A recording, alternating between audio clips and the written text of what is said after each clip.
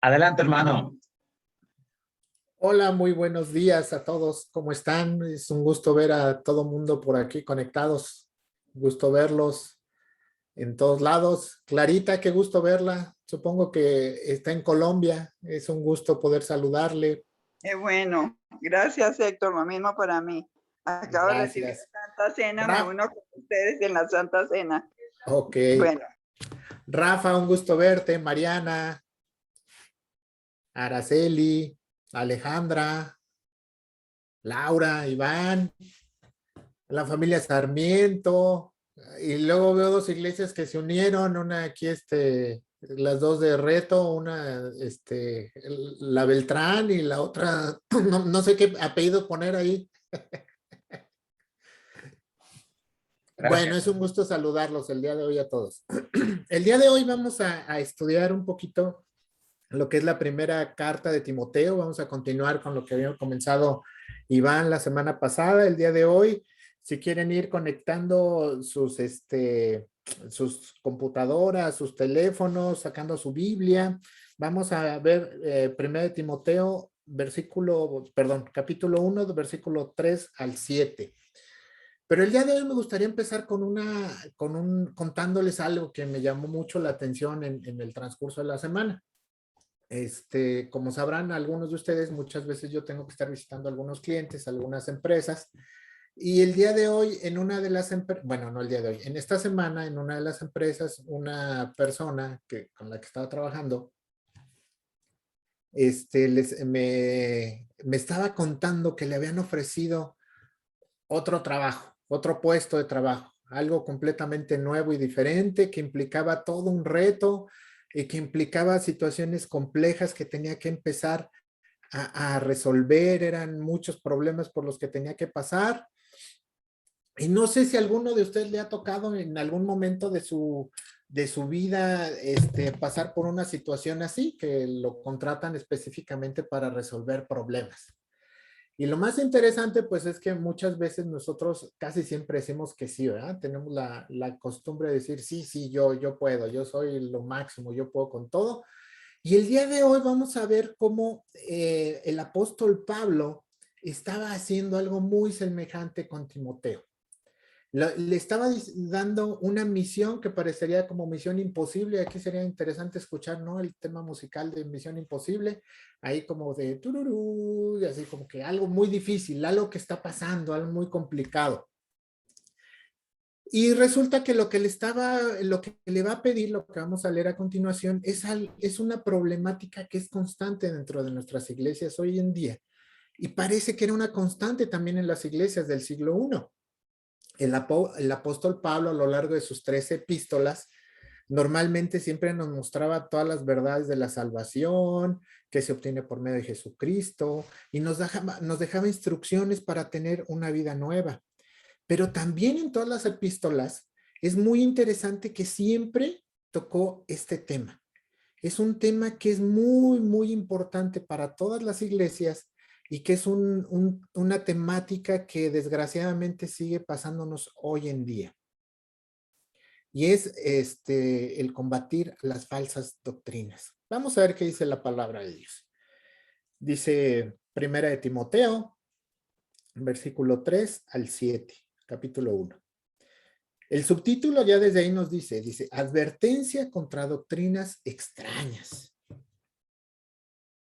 Y dice, tal como te rogué al salir para Macedonia, que te quedaras en Efeso, para que instruyeras a algunos que no enseñaran doctrinas extrañas, ni prestaran atención a mitos y genealogías interminables, lo que da lugar a discusiones inútiles en vez de hacer avanzar el plan de Dios, que es por fe.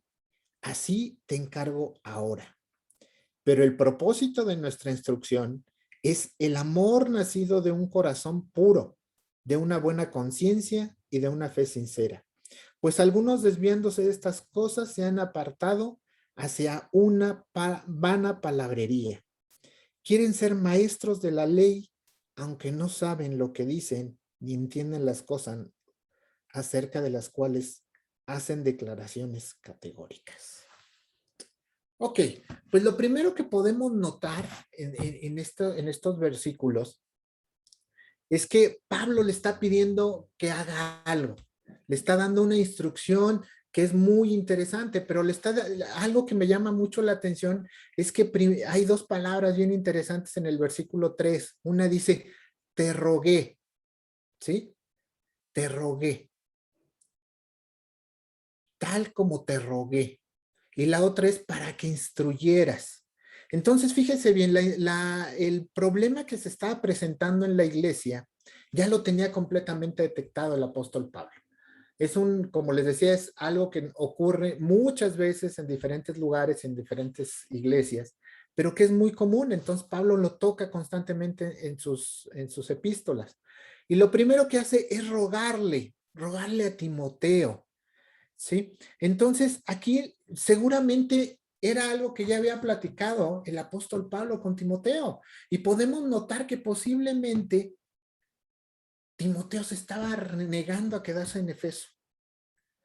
Quizás se estaba negando porque ya sabía que la misión que le estaba encomendando de atacar a esos falsos maestros era algo muy difícil, ¿sí? Quizás le daba temor porque él era muy joven. Iván nos comentaba que alrededor de 35 años más o menos es la edad que se cree que tenía más o menos en estos tiempos. Entonces era una persona muy joven, pero no nada más era eso, sino que aparte era una persona muy tímida, ¿sí? O quizás también sentía el peso de la iglesia. Quizás la misión a la que le estaban llamando era algo muy complicado, porque recordemos que esta iglesia estaba en Asia, en un puerto de los principales de Asia, y ahí se encontraba el templo de Artemisa. Entonces, imaginan toda la situación política y social que había en ese lugar, todo el paganismo que había, todas las cosas que había en su medio, era muy complicado para él. Y después de rogarle que se quede, le empieza a describir la situación a la que se va a enfrentar y a la cual lo está encomendando. La misión era eliminar de la iglesia las doctrinas diferentes. Y le está diciendo que le puede dar la opción para que él actúe con firmeza, porque lo que estaba pasando estaba generando confusiones dentro de la misma iglesia. Y aquí utiliza una palabra muy interesante, le dice, para que instruyas. La palabra instruir en esos años no era como nosotros la conocemos, que es como para aprender, como para enseñar, ¿sí? Cuando a alguien se le decía que instruyera a alguien, normalmente era una persona que estaba enfocada en la milicia. Era como darle órdenes de qué es lo que tiene que hacer y cómo lo tiene que hacer, ¿sí? Y eso significaba que Timoteo tenía que empezar a comportarse de una manera para instruir, para dirigir a esas personas que estaban haciendo las malas doctrinas y las malas enseñanzas dentro de la iglesia de Éfeso. Pero ojo, esto no significaba que tenía Timoteo el permiso para comportarse como un dictador, ¿sí? Para imponer lo que él quería, ¿sí? Significaba que tenía la tarea de sacar de su error a estas personas, demostrarles que lo que estaban haciendo estaba mal. Eso era por un lado. Por el otro era evitar que siguieran engañando a otras personas. Y para esto, él tenía que poner en orden toda la enseñanza dentro de la iglesia. Ahora, lo que estábamos pudiendo ver en estos versículos es que se estaba enseñando doctrinas extrañas. Dice, que no enseñaran doctrinas extrañas. Pongamos atención en que Pablo nos indica que estaban enseñando una doctrina diferente a la que él les había enseñado. Esto significaba que las personas eran o habían sido maestros de la iglesia y que se les había enseñado el verdadero evangelio y que ahora ellos se estaban apartando de él y estaban empezando a enseñar cosas que no se les habían enseñado a ellos. Y a lo mejor aquí surge la pregunta, ¿no? ¿Qué estaban enseñando estos falsos maestros? Bueno, resulta que estos falsos maestros estaban enseñando mitos y genealogías interminables. Y esto nos indica que estos maestros eran judíos y que posiblemente combinaban algunos de los pensamientos judíos con el pensamiento griego de la época. ¿Sí? Y tenemos que recordar que para el pueblo judío era de suma importancia su genealogía. Era tan importante que intentaban rastrearla hasta los hijos de Jacob. O sea, decir, yo soy fulanito de tal y mi apellido es tal y soy descendiente de la familia fulanita, y empezaban a rastrear sus descendientes lo más que podían, de preferencia hasta demostrar que eran hijos de Jacob. Si nosotros analizamos, por ejemplo, el Evangelio de Mateo, ahí podemos ver una genealogía de Jesús, ¿sí? Entonces, ahí nos muestra también la importancia de estas genealogías. Pero no nada más eran las genealogías en las que se estaban enfocando estos falsos maestros, sino que también se estaban enfocando en muchos mitos o en fábulas que había. Por ejemplo, uno muy claro es el clásico de la circuncisión, ¿no? Que para poder ser salvo necesita ser circuncidado. Y seguramente era de las cosas que estaban enseñándoles, pero no nada más esas. Ellos tenían una colección increíble de leyes y de mitos para asegurar que la salvación entraría en la vida de las personas. Entonces, el mandamiento que le está dando el apóstol a Timoteo es, oye, atiende a estas personas, no los dejes que sigan enseñando estas doctrinas falsas que están enfocadas en genealogías interminables, ¿sí? Y en mitos. Y enséñale a las personas a no prestar atención a las falsas doctrinas.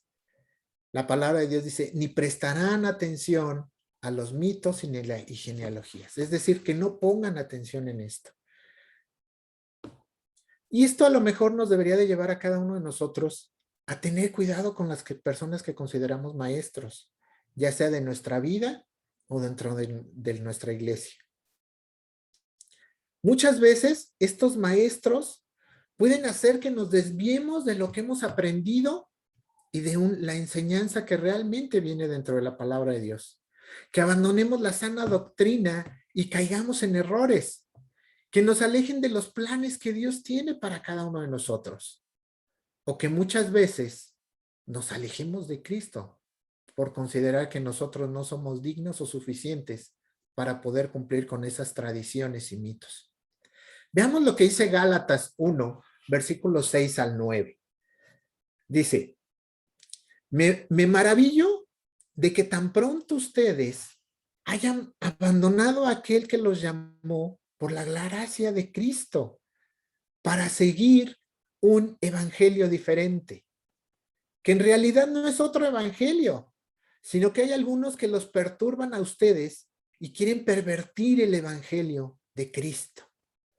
Pero si aún nosotros o un ángel del cielo les anunciara otro evangelio, contrario al que les hemos anunciado, sea anatema.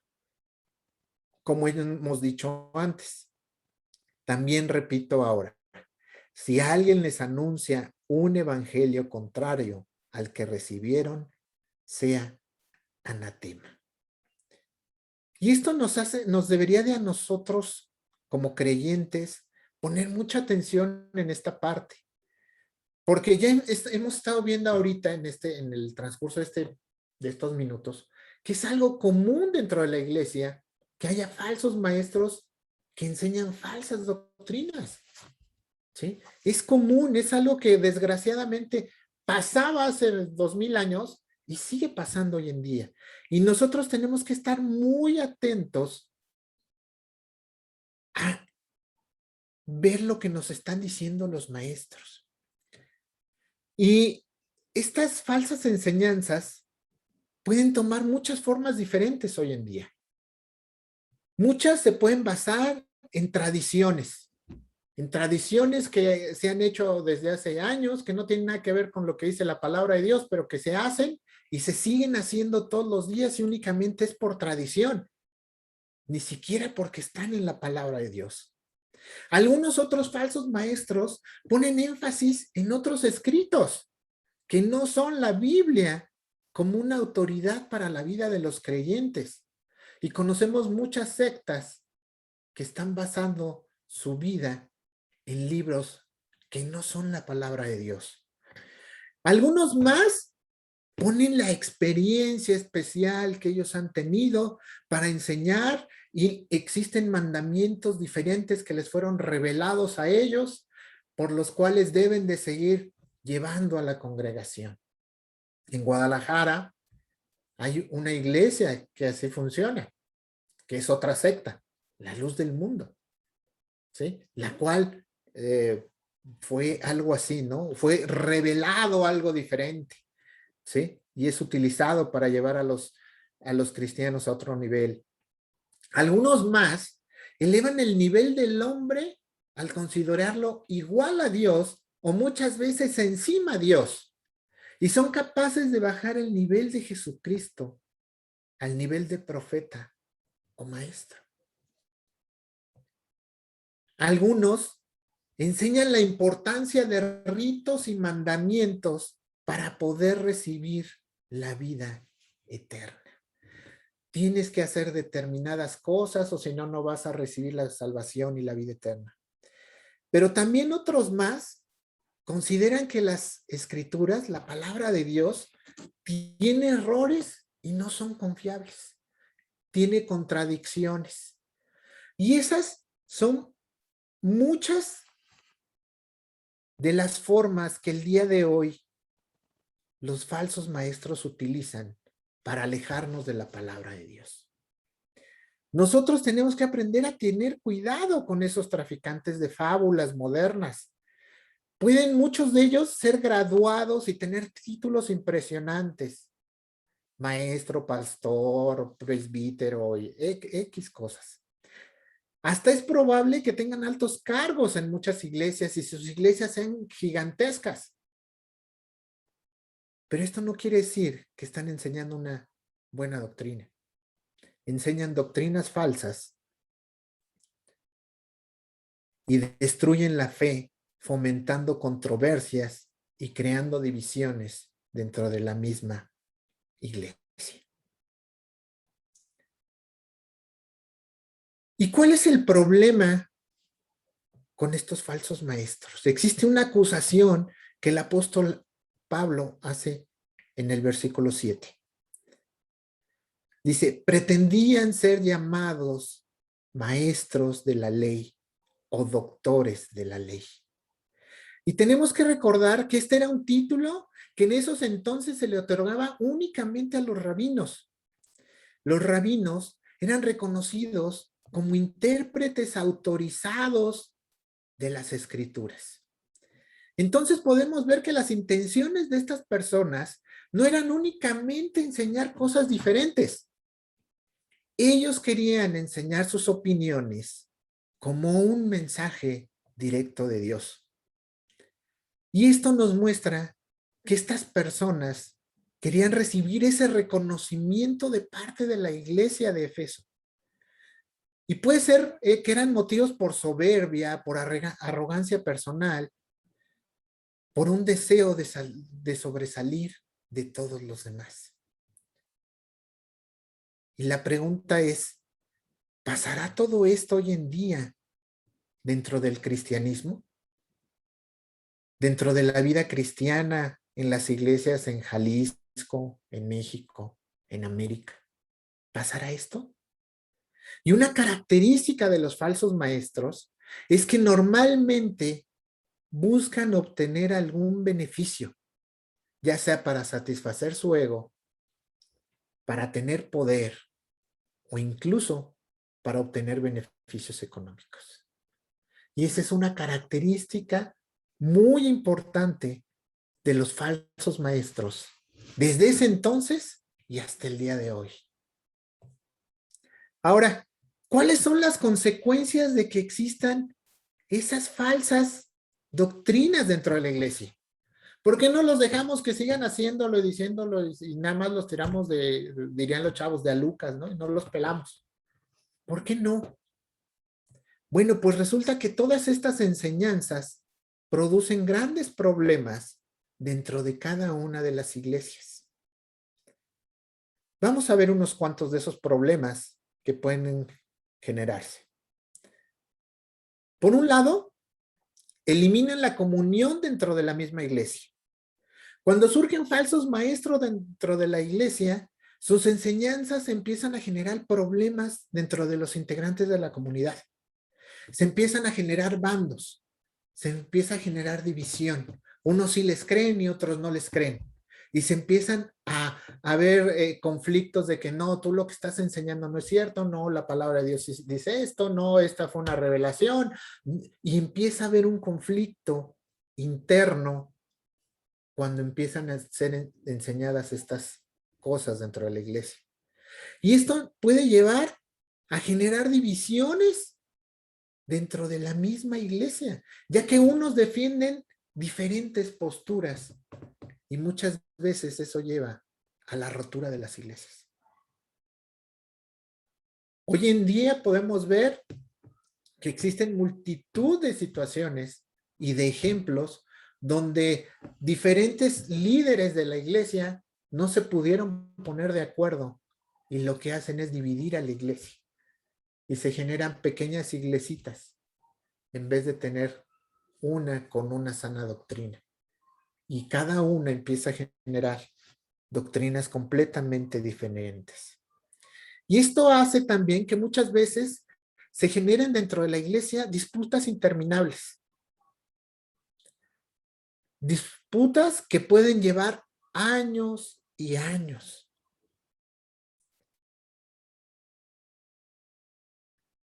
Y eso es común, es muy común dentro de las iglesias.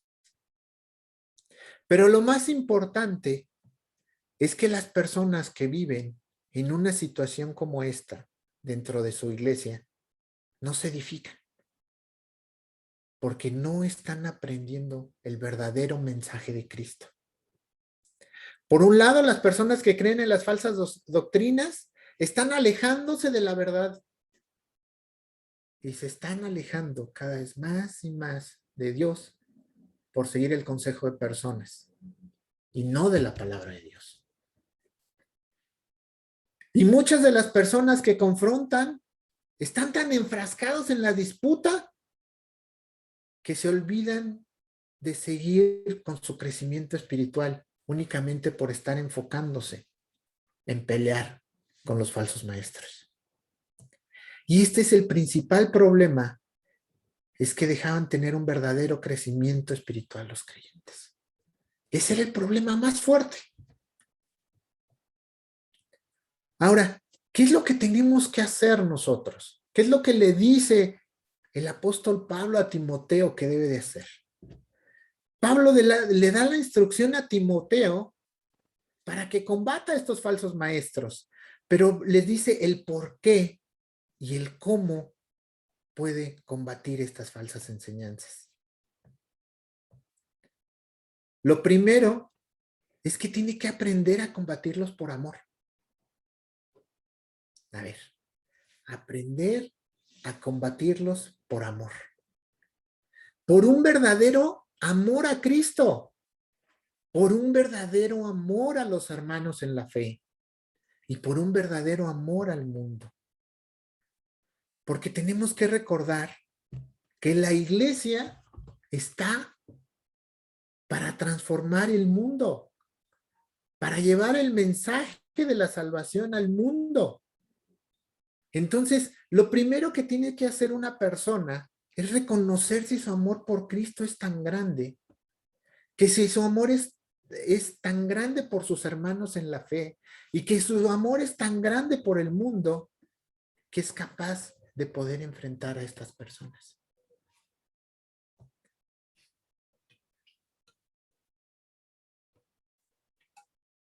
Ahora, ¿cómo contrarrestar esas falsas enseñanzas?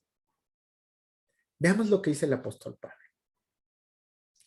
El propósito de nuestra instrucción es el amor nacido de un corazón puro, de una buena conciencia y de una fe sincera. Pablo le explica a Timoteo que el objetivo de estas instrucciones, el de frenar las falsas enseñanzas, es que en lugar de dedicar el tiempo a las inútiles especulaciones, se dediquen a desarrollar y a mostrar el amor unos a otros. Y da una receta del amor. ¿Cómo se desarrolla este tipo de amor? Tenemos que primero entender que está hablando de un amor agape, de un amor que es completamente diferente, un amor que es compasivo, misericordioso y no egoísta. ¿Cómo desarrollar ese tipo de amor en nosotros? ¿Cómo desarrollar ese tipo de amor en nosotros para poder ayudarle a las personas a que no se alejen de la verdadera enseñanza? ¿Cómo desarrollar ese amor compasivo y misericordioso para decir y poder confrontar a esos falsos maestros?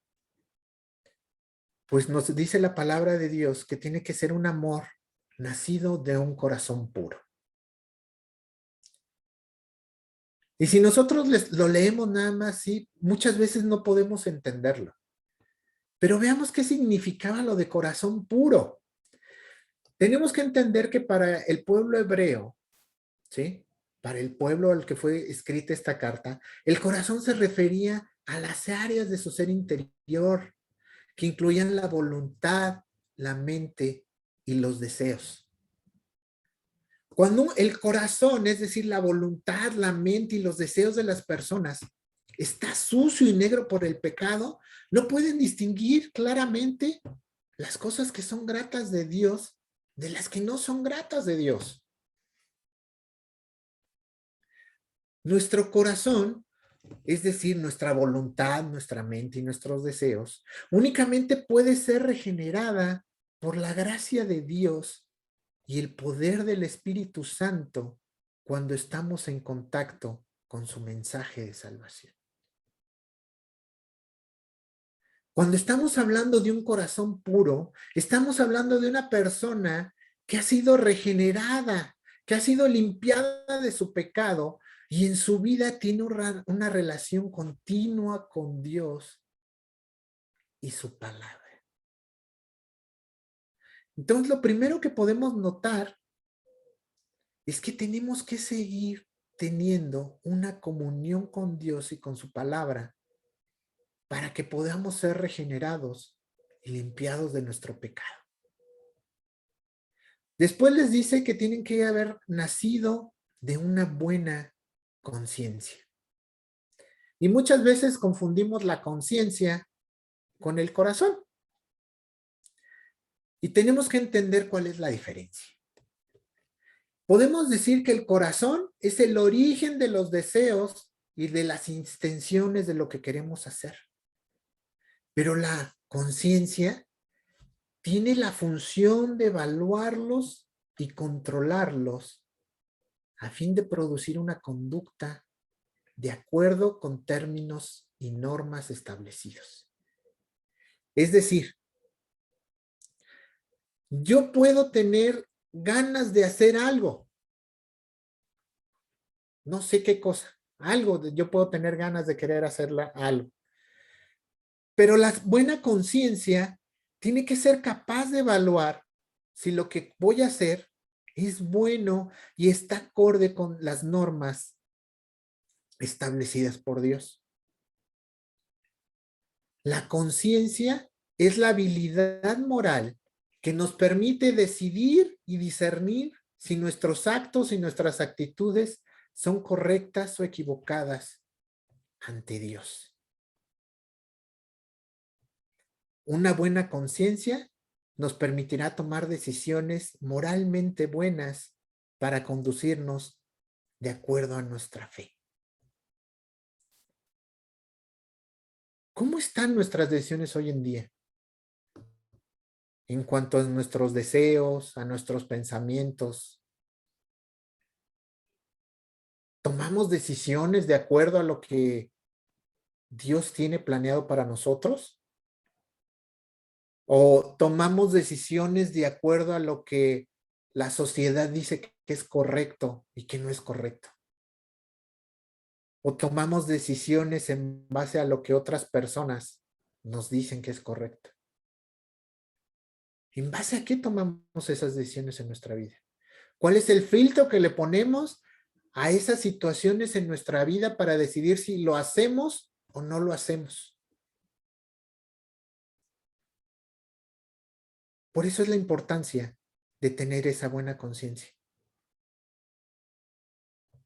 Finalmente,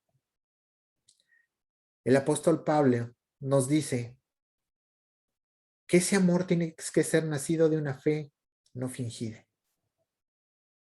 Esta fe genuina es la fuerza del amor que Pablo tiene en mente.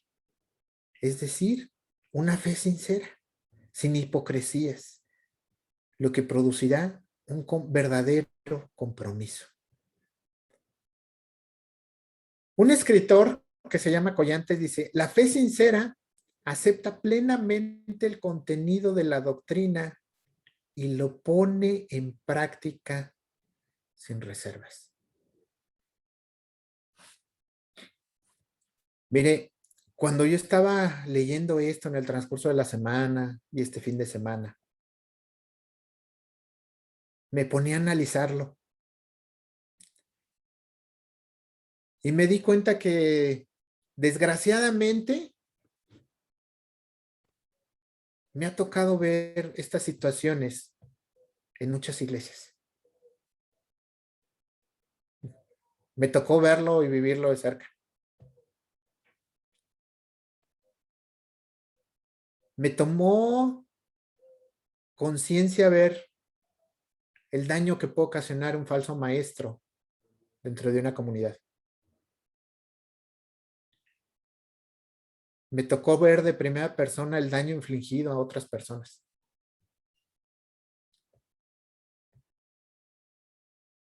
Pero también me tocó ver personas que enfrentaron valientemente a este falso maestro. Y algo que era muy interesante es que esos maestros que fueron capaces de enfrentar a estas personas eran personas que tenían una relación estrecha con Dios, que normalmente tomaban sus decisiones basados en una buena conciencia. Tomaban buenas decisiones en su vida. Y que su fe no era fingida. Estas personas no eran las que más levantaban las manos, ni las que más brincaban, ni las que más diezmaban.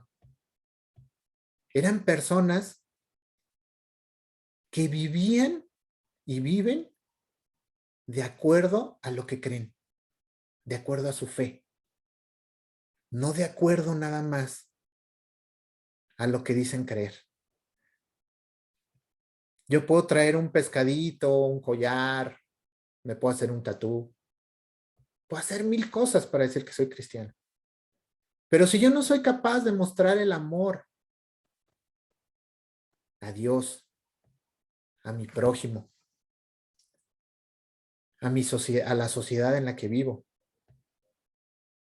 en realidad yo no voy a poder enfrentar a un falso maestro. Tengo que ser coherente con lo que digo creer y con lo que hago en mi vida. Si no soy coherente, no puedo hacer nada. Y seguramente seré arrastrado como muchas personas han sido arrastradas por esos falsos maestros. Y seré arrastrado y llevado a una vida alejada de Dios. Desgraciadamente también me tocó ver personas que se alejaron de la fe, que ya no quieren saber nada de Dios por culpa de estos maestros. Es algo muy común, mis hermanos. Y tenemos que aprender a distinguirlo, a verlo, a analizarlo. Y tenemos que aprender que nuestro comportamiento debe ser congruente con lo que decimos creer. no únicamente de palabra, sino de hechos. Tenemos que ser capaces de poder enfrentarnos a esos falsos maestros por amor a Dios, por amor a nuestros hermanos y por amor al mundo. Y tenemos que cuidar en todo momento nuestra comunión con Dios, alineando nuestra voluntad, nuestra mente y nuestros deseos a la voluntad que tiene Dios para nuestras vidas, tomando decisiones para demostrar que vivimos de acuerdo a la palabra de Dios y no de acuerdo a lo que el mundo dice o a lo que dicen otras personas.